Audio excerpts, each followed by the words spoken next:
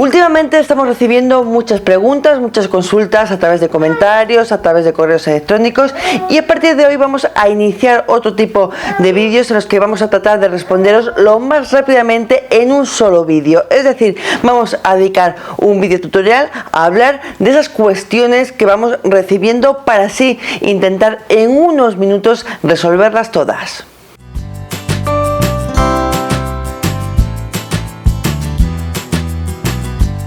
Y comenzamos con la pintura de tiza o chalk paint, posiblemente el material que hace que tengáis más dudas. Hemos tratado de recopilar las preguntas más frecuentes y lo que vamos a hacer va a ser ir respondiendo una a una. Y comenzamos con una pregunta que nos habéis hecho llegar en muchas ocasiones. ¿Se puede rebajar con agua la pintura de tiza? Sí, podemos emplear agua porque la pintura de tiza o chalk paint es una pintura de base agua. Pero cuidado, no debemos pasarnos a la hora de echar agua y de hacer que sea menos densa, porque precisamente una de las grandes ventajas de la pintura de tiza es que cubre mucho, que tapa mucho la superficie que estamos pintando. Si nos pasamos con el agua, entonces lo que vamos a hacer es que cubra menos y vamos a necesitar más capas de pintura para conseguir el mismo resultado.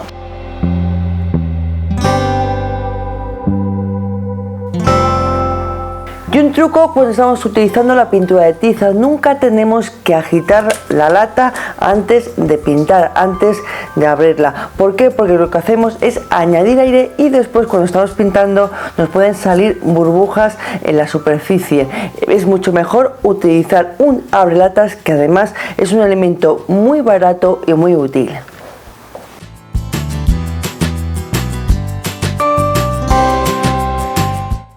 Otra pregunta: ¿por qué salen burbujas cuando aplicamos la pintura? Pues es por las dos cuestiones anteriores, porque hemos añadido demasiado agua a la hora de mezclar la pintura, a la hora de intentar hacerla menos densa, o porque hemos agitado la lata y hemos metido aire dentro. ¿Cómo evitamos las burbujas? Pues ojo con el agua y sobre todo nunca agitar la lata. Una vez que estamos pintando y que aparecen, la única forma de retirarlas sería pasando una lija fina.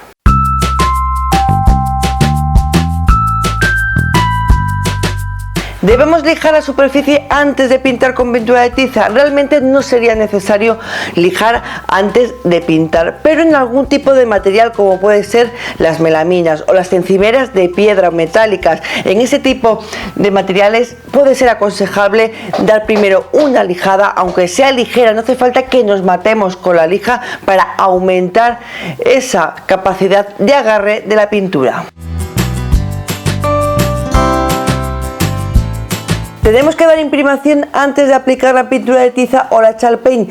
No es necesario dar primero la imprimación, porque como digo, una de las grandes ventajas de la pintura de tiza es esa gran capacidad de agarre. La pintura agarra sin problemas prácticamente en cualquier material, ya sea metal, cristal, tela, madera, pero en algunos casos, por ejemplo en los muebles antiguos, sí que os recomendamos a veces dar primero la imprimación, sobre todo cuando esos muebles antiguos tienen una capa de barniz o de pintura muy oscura. Nos puede pasar el efecto sangrado, es decir, que esa capa antigua de color cambie el color de la pintura de tiza. Para evitarlo, ahí es donde tenemos que dar la imprimación. Vamos a sellar el color anterior y después sin problemas podemos aplicar la nueva pintura, la nueva capa de pintura de tiza.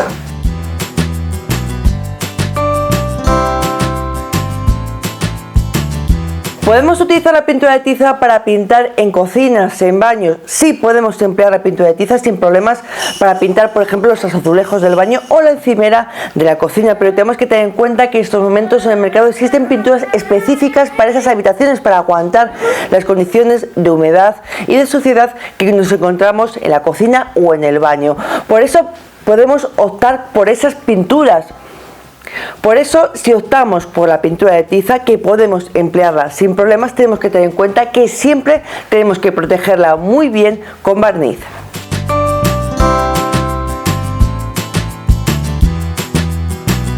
¿Es necesario barnizar la pintura de tiza una vez que ya hemos terminado de dar la capa de color? Sí, os recomendamos que para proteger la pintura de tiza empleemos bien o la cera o el barniz. Nunca debemos dejar la pintura de tiza sin proteger. Es una pintura muy porosa y por lo tanto se va a manchar muy fácilmente.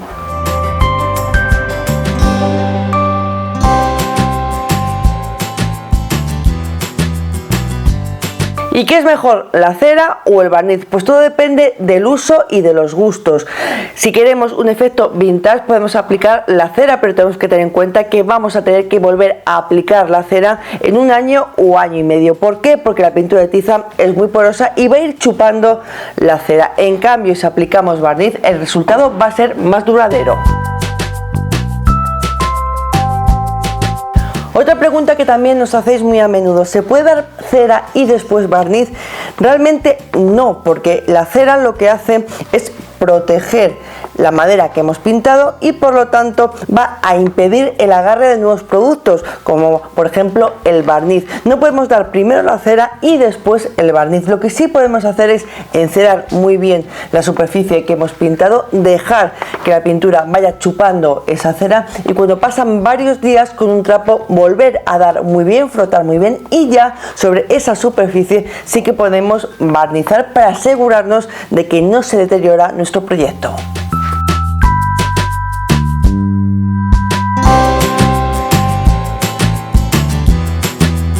¿Qué herramientas tenemos que utilizar para aplicar la pintura de tiza? Podemos utilizar brochas o rodillos en función de la superficie, de las dimensiones de la superficie que vayamos a pintar. Lo que nunca podemos utilizar son las pistolas para pintar con pintura de tiza, porque es una pintura muy densa y lo que vamos a hacer posiblemente es taponar la pistola y por tanto estropearla.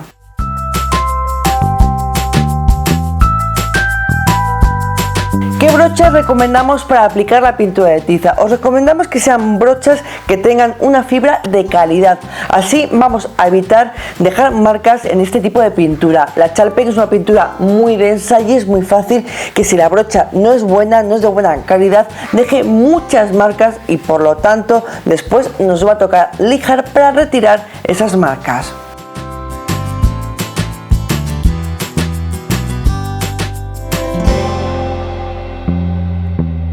¿Cómo quitamos las marcas de la pintura de tiza? Podemos pasar una lija de grano fino o también podemos emplear la cera con la estopa o con un paño de algodón. Vamos a ir frotando para dejar mucho más suave y lisa la capa de pintura.